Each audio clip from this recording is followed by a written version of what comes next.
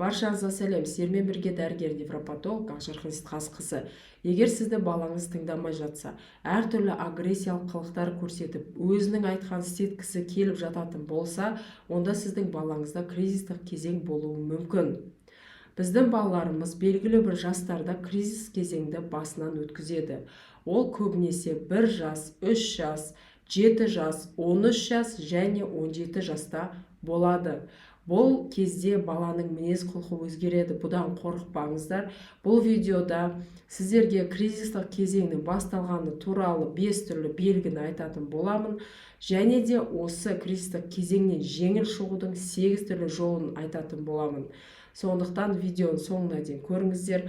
Алдымен менің каналыма тіркеліп подписаться деген батырманы басып, уведомление деген значокты басатын болсаңыздар, каналда шыққан жаңа видеоларды бірінші болып көріп отырасыздар. Сондықтан міндетті түрде подписка жасап алыңыздар.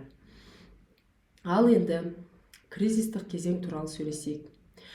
Ең бірінші кризистік кезең басталғанның белгісі ол наразылық таныту. Сіз не айтсаңыз да бала наразылық танытады, ол бірінші белгі. Екінші ол негативті жауап беру.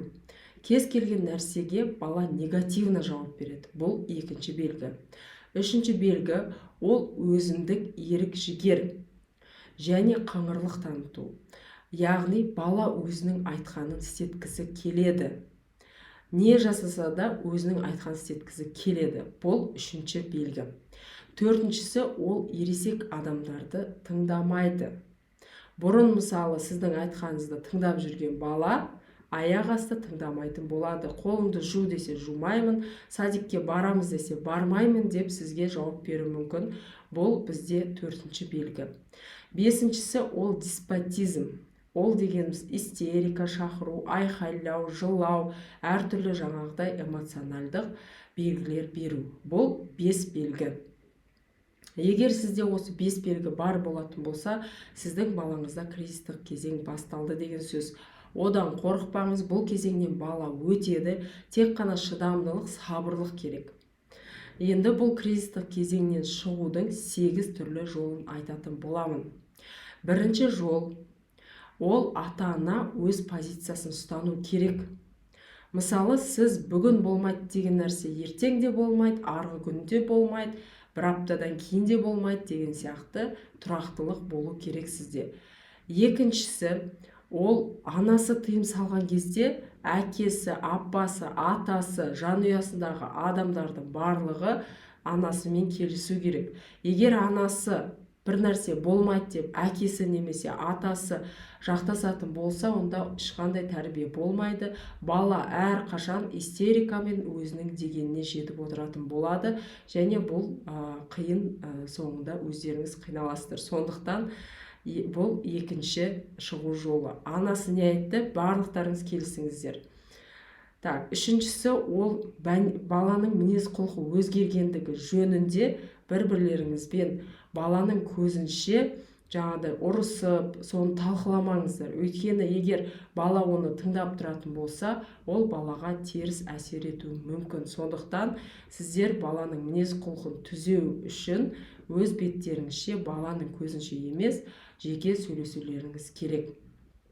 Төртінші, ол барлық нәрсеге шектеу қоймаңыздар. Мысалы, анау да болмайды, мынау да болмайды, ұстама, ананы әкеме, мынаны бүйтпе деп түгел шектеу қоя беретін болсаңыздар, бала одан бетер сізге агрессия танытады. Сондықтан белгілі бір қолынан келіп тұрған нәрсені максимально жаңағыдай балаға сеніп, тапсырып, сол нәрсені шектемеңіздер. Қолын өзім жуам десе жусын, ыдыс жууға көмектесем десе көмектессін, суды шылқылдатып үйді жаңағыдай сүртемін десе оған да көніңіздер.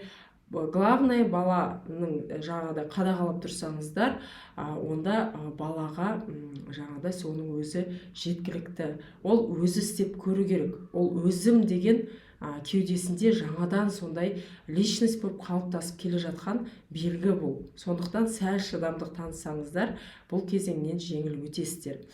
Бесінші кезең, бесінші жол, ол мысалы бала агрессия жасап тұрған кезде сіз бір нәрсе түсіндіретін болсаңыздар, оны бала естімейді. Сондықтан сіз бірінші баланың өзіне келгенін күтіңіздер, содан кейін барып қана баламен сөйлесуге болады.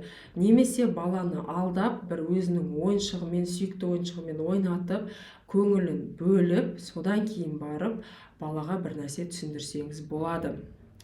Келесі, бала есейгені туралы сіз балаға айтуыңыз керек. Сен, балам, сен есейдің, немесе қызым, сен есейдің, сен үлкен қызсың, сен өзің қолыңды жуа аласың, сен өзің көп нәрсе жасай аласың, өзің тамақтана аласың, өзің жаңағыдай киімдеріңді өзің кие аласың деген сияқты балаға жаңағыдай сөйлесіп, соны жеткізіп отыру керек. Жетіншісі, ол балаға сөйлескен кезде өзіңіз баладан көп сөйлеспеңіздер, яғни баладан контакт күтіңіздер. То есть сіз белгілі бір нәрсені айтқан кезде бала да сөйлеу керек, екеуіңіз тең сөйлесулеріңіз керек. Егер сіз көп сөйлеп кететін болсаңыздар, бала оны қабылдамайды, ол да балаға дұрыс әсер етпейді. Сондықтан бала қаншалықты сізге жауап береді, соншалықты нәрсені айтыңыздар. Ең соңғы 8-ші шешім, ол балаға сіз оны жақсы көретіндігіңіз жөнінде балаға айтуыңыз керек. Сен қандай болсаң да мен сені жақсы көремін, сен қандай болсаң да сен менің баламсың, қызымсың, мен сені өте жақсы көремін, сен өмірдегі ең тәтті баласың деген сияқты әртүрлі жылы сөздеріңізбен балаға бөлісіп отыруыңыз керек. Сол кезде бұл кризистік кезеңнен сіздер жеңіл шығатын боласыздар.